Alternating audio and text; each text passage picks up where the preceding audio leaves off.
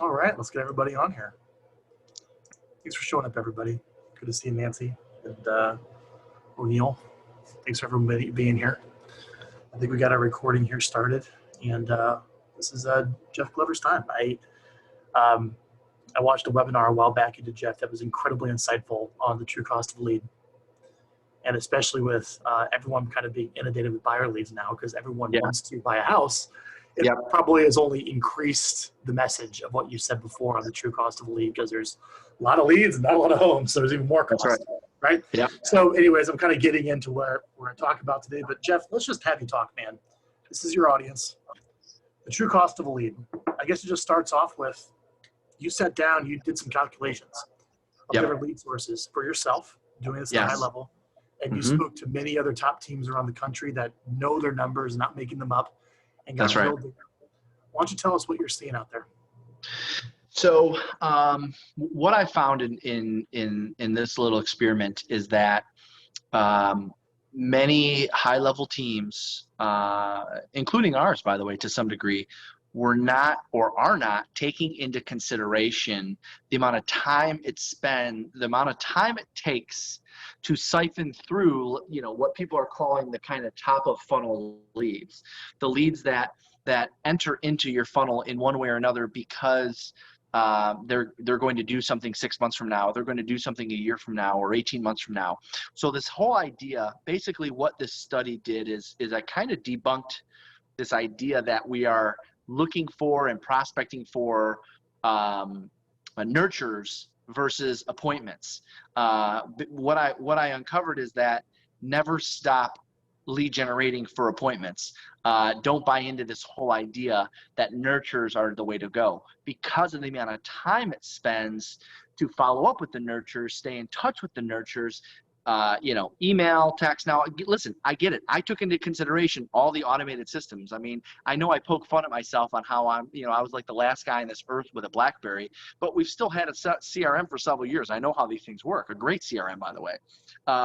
But the amount of time you spend going through the dialer, going through the CRM to find someone who's actually going to be doing something right now because you have availability this afternoon or tomorrow morning to show houses is not worth it on some of these lead sources. And that's essentially, what I uncovered. I went through all of the different lead sources and determined that the ones that are closer to the bottom of the funnel, although are more expensive, actually have a higher ROI than the ones that are top of funnel. When you talk about top of funnel leads, let's get everyone up to speed. Generally, for most people, you'll have some type of CRM, many different CRM providers out there. Yes. And they'll have an added service where they'll run Facebook ads or pay-per-click ads to that CRM that captures them and brings those leads in. Yes. And the better leads, generally speaking, are your pay-per-click leads, they would say, your internet leads from pay-per-click, because someone's going to Google saying, I want to buy or sell a home. Sure. There's some search intent there. So they're generally a little more expensive. They might want to use a little more now, and that's pay-per-click. But the other, it's pretty much your duopoly of ads, either Google or Facebook. Then from Facebook, you'll run ads. You generally get more leads there because there's no search intent. People are hanging out on Facebook, but they're a little bit cheaper, right? But the offer is pretty much the same, whether you're going to Google or Facebook, Jeff. It's, go search for houses on my website, come search for houses on my website, or get a list of properties for sale, or see homes for sale in this area. Those are pretty much the messages. And then for sellers, really the only one that people use at top of funnel is just find out what your home is worth. Hey, if your home prices are up here in Detroit and home prices are up in the area and there's low inventory and CMA, what your home is worth, put it in here. That's right. Yep. CMA. So we're talking about those leads today, right? For the most part. Is that correct? That's correct. Yep. So every single lead you just described is what we would consider top of funnel, right? Got it. So previously, maybe back in the day when you were doing this, you would have to generate X number of leads to do a deal. And currently, you went around to various teams and you asked, how many leads do I have to generate to do a deal? Will you tell us about how that spread keeps widening? Oh yeah. Yeah. Well, the top of funnel leads, I mean, we were in the hundreds for the top of funnel leads, where the bottom of funnel leads are the more expensive leads, right? Say your Zillows or your for sale by owners or your expired, the ones that have already kind of raised their hand. I mean, you're talking dozens versus several hundred. And what people aren't considering is, yeah, but the leads, the dozens are very expensive. Sure, $100 a lead, $125, $200 a lead. Yeah, you're right. Per lead, that is expensive.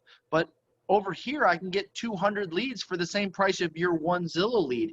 Yeah, but those aren't actually leads. Those are prospects. Those are names and numbers of people who are going to do something at some point in time, maybe. Versus the bottom of funnel leads, the ones that are coming in a little bit later in their home search or a little bit later in their search of what their home is worth, you're spending less time converting those. And so essentially that entire webinar that we did, it was called The Cost of a Cheap Lead. I went through and discovered that your dollar per hour, right?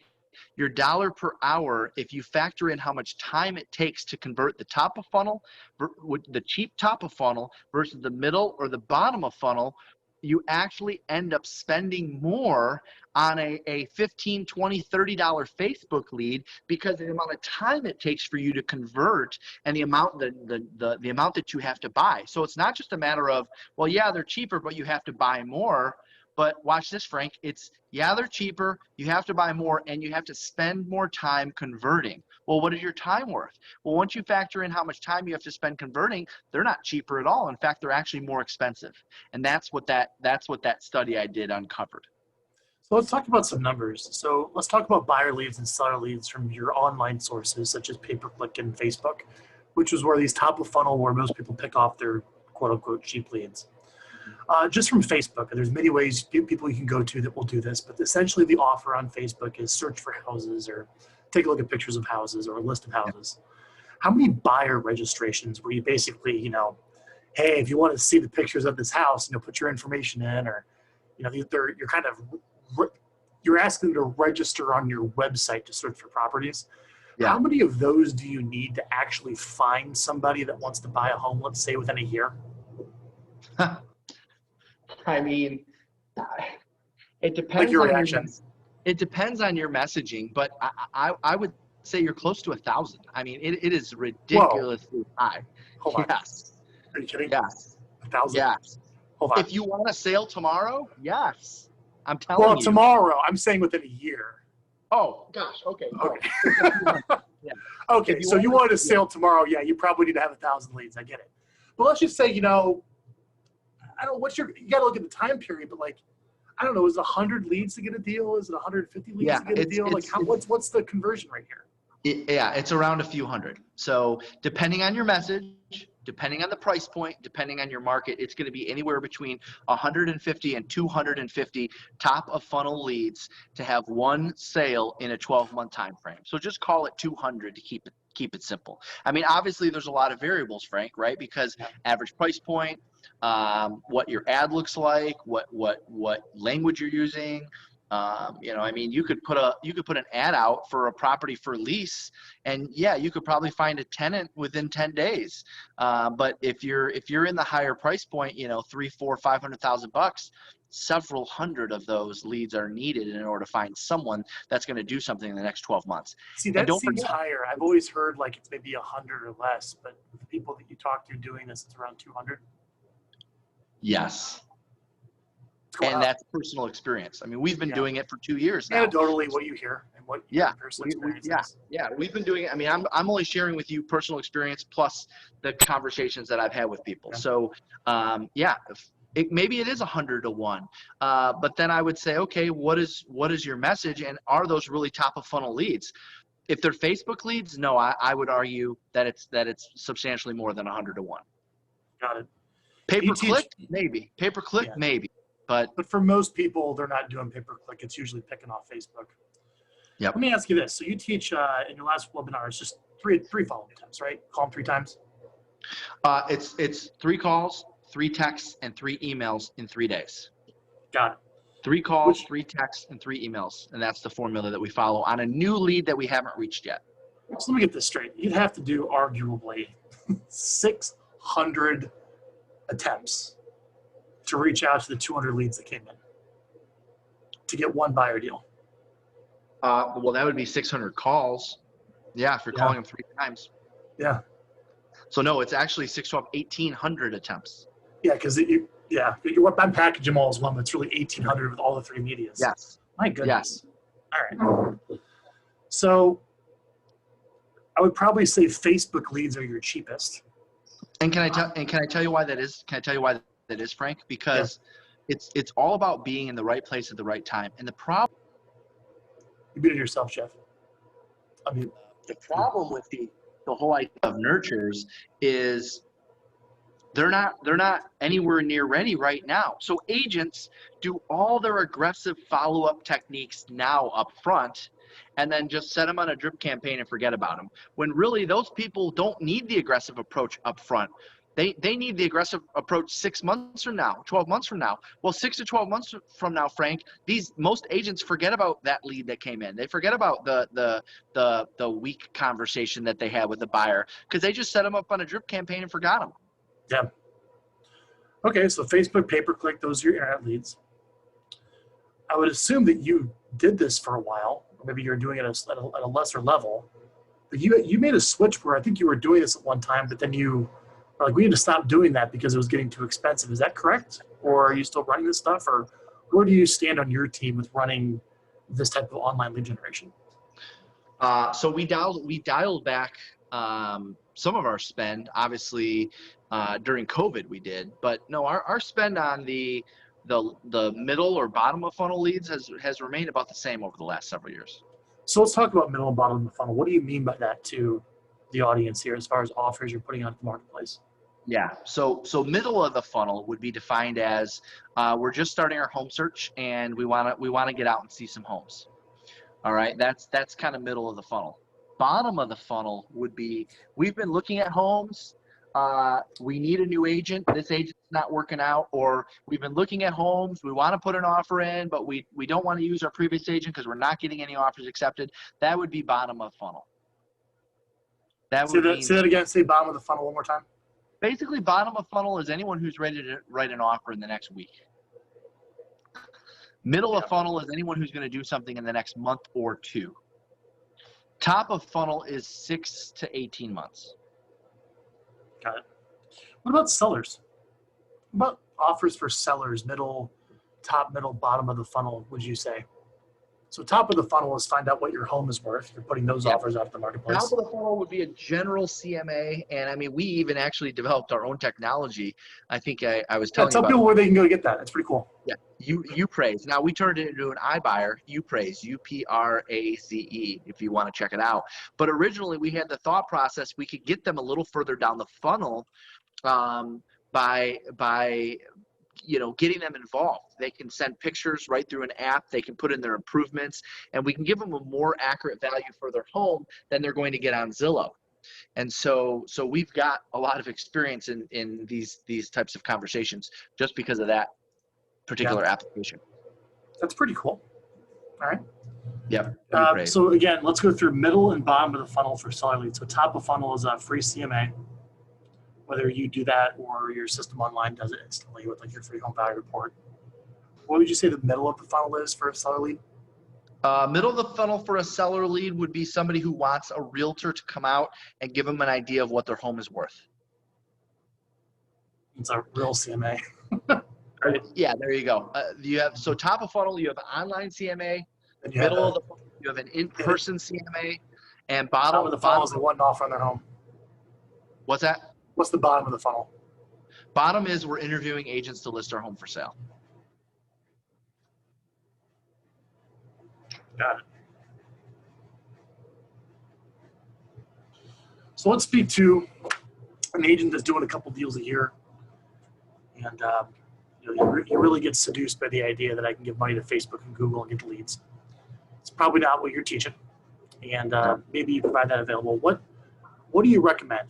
Knowing this knowledge, where somebody can go back and watch your previous webinar where you really broke down all the details of how you came to this, what does someone do when they need to get business without going broke and having to spend all this time nurturing people that aren't interested in buying or selling a home right now, maybe from internet leads, which you're not a big fan of so much, at least top of the funnel offers? Yeah. So I would look at, okay, all right, using the rankings I just gave you, top of funnel, middle of funnel, bottom of funnel, where can you find people at the middle or at the bottom for a low cost?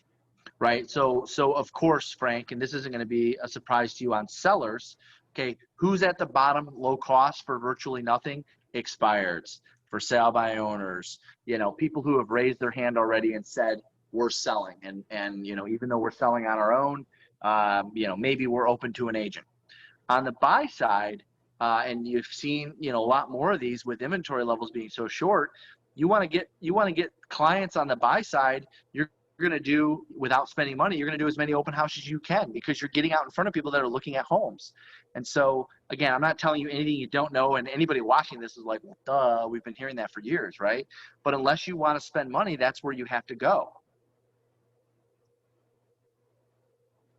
Got it.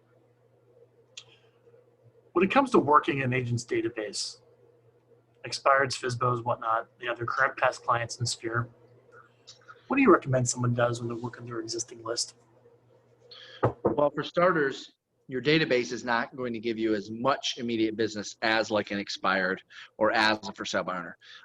You have to add value to your database over the course of 12, 18, 24 months in order to start to see a return from it.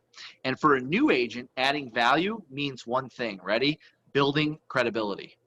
When you have your database starting out brand new, your number one job with everything you send out to your database is to build your credibility. And you do that through touting the company you're affiliated with. Every time you sell a house, every time you list a house, right? You build credibility with these people so that in 18 or 24 months, they will feel better about referring you to their friends and family, which usually people are, sensitive to doing initially. So that is where I would spend all my time with my database initially, early on in the business. It's building credibility. And then once you have the credibility, it's about giving back and being the resource, being like the one-stop shop for everything they need in their market relating to the real estate business. You do a very good job of that in your coaching company, Jeff. You do a very, very good job. Yep. All righty. So I think really what I wanted to put this webinar on is just, if you're buying leads off Facebook, you're looking at about 200 people that you have to call and work to find somebody that wants to do a deal, roughly speaking. Yeah. Well, yeah, within a reasonable time frame. Yep. Within a reasonable time frame, where it's easy to get caught up in the elixir of that of, man, I might get a couple of leads coming in, I get a deal. Yes. And that's not the case, is it, Jeff? By the way, there's always going to be someone out there, and I wouldn't be surprised if we get some comments or whatever saying, well, that's not true. I just did my first Facebook ad or Facebook lead ad, and, I had a deal after 27 leads came through. Well, yes, you're going to have some one-off cases where that happens. But if you actually average it over the course of several months or a year, you'll find that that number is actually closer to 200 names and phone numbers that you need per transaction. Got it. What advice do you have when someone's trying to calculate the return on their investment and their time? Would you just give me a little bit about how someone would actually currently find their true cost of their leads? If someone were to say, I've been kind of dabbling over here, I'm doing something here, I'm doing something here, I just need to know where my business is coming from, and I need to actually figure out maybe some way of knowing my ROI is, because I'm totally lost. Could you point that person in the direction, maybe do like an ROI or lead source audit and factoring in all the variables so know where they stand? And then we'll wrap up today. Yes. So I would look at basically three things. Number one, I would look at the actual, which is the obvious one, the actual cost per lead, right? So you figure out what you're paying per month, how many leads you're receiving, okay? I would look at the time that you spend converting those leads. And this takes into consideration time spent showing homes. And the reason why that's important that you factor in time spent showing homes is because, watch this, Frank, even if you do get out of 200 Facebook leads, let's say a dozen of them agree to looking at homes. 9 out of those dozen, 10 or 11 of those are not going to be ready to do anything right now. So now you're out spinning your wheels and spending time with someone who isn't in a position to do something. So you have to factor in time spent converting, time spent showing, and time spent closing that particular lead source. And then if you really want to get granular, Okay. You want to find out your cost per lead and your potential ROI or lack thereof. You figure out how valuable your time is spent working another source and how much money, opportunity cost, how much money you're losing out on by working a weaker source or a top of funnel source versus a source that's middle or bottom.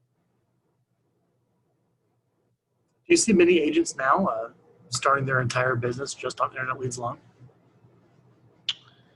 Personally, anecdotally. Yeah, I see them attempting to. And here's what happens. A few transactions on internet leads could lead to a few referrals. And then a few transactions on internet leads can lead to open houses, which can from there lead to a few referrals. So don't get me wrong. I'm not, I'm not saying it's a bad idea to work this source. I'm just saying you need to be mindful of how much time you spend working this source and how much business you could be losing out on because it consumes so much of your time for so few transactions. Got it. For anyone watching this, I just have one more question because I'll spend 30 minutes with you, Jeff. You're a smart guy, and thank you for doing this for us. When you factor in okay, well, I want to hire an ISA to make the calls, and you factor that in of whether you hire a third-party company that can probably maybe get it done, as they say, for a couple $100 a month. Yep. Or you go full-blown, I'm going to hire my own dedicated ISA, which is probably all in going to run you about $2,000 to $3,000 a month. Give me your thoughts on that. So I think that, yeah. So no. If you're a productive agent and you realize the value of your time because it can be spent doing other things, I am in full support of that. But now it goes back to it's affecting your ROI per transaction. Now it could be helping your ROI because you're not physically involved in that transaction anymore. But I would not encourage an agent who's not doing anything else to just go that route, because then I'd ask, how else are you spending your time? Right? If you're not spending your time doing anything else, you now are increasing your expenses to have the same result. But if you are effective in another source of business, or you are effective with another lead source, well then yes, it might make sense to hire a third-party company to do that, because you can prove, well, I'm more effective over here, and you're right, Jeff, that the ROI on my time is lower on the source, so I'm going to farm that out. Well, if you farm that out, you just need to, then that removes the opportunity cost argument, and I love that. I'm a fan of that. But you're still going to have an ROI on your lead cost, and that's still going to impact your ROI, good or bad. Got it. Any last thoughts? Let me ask this last question. Where can someone go to watch your original video that you did on the true cost of a lead? So I would just Google the cost of a cheap lead. If you just Google search cost of a cheap lead, it should come up. You might have to type in Glover U, Glover, the letter U, cost of a cheap lead, or Jeff Glover, cost of a cheap lead, but it should come up. And I actually share the actual numbers. I mean, we're just talking in generalizations right now, but I actually go through the numbers per lead source. I talk about Zillow and Realtor.com and Facebook and Google. I go through all of those. Any stories of changes agents made to their business after watching that, Jeff? Well, I think Zillow's stock may have went up because, of course, I know everyone throws tomatoes at me when I boast about Zillow, and don't get me wrong. I mean, I'm not totally thrilled with the way Zillow operates, but I will tell you, our ROI is higher on Zillow, all in time, showing, closing, converting, all of that. Our ROI is higher on Zillow than any other buyer internet lead source. I don't have any stock in Zillow. They didn't pay me to say that. I don't work for Zillow. I'm not an employee. Just well, it's because you go to the Zillow website and someone's putting their information in because they actually want to talk to an agent. Yep. Whereas when you go with the CRMs, the call to action is usually right, yeah. Whereas at the CRMs, it's more put your information in to search for houses. Yep. Yeah. Any other interesting stories that people adjusted their business? Good stuff, my man. Always great to chat with you, Frank. And Jeff, I appreciate your time. Thanks so much for doing this, and we'll get it out to everyone. Thanks for having me on. Take care, everyone. Thanks for watching. All right, bye.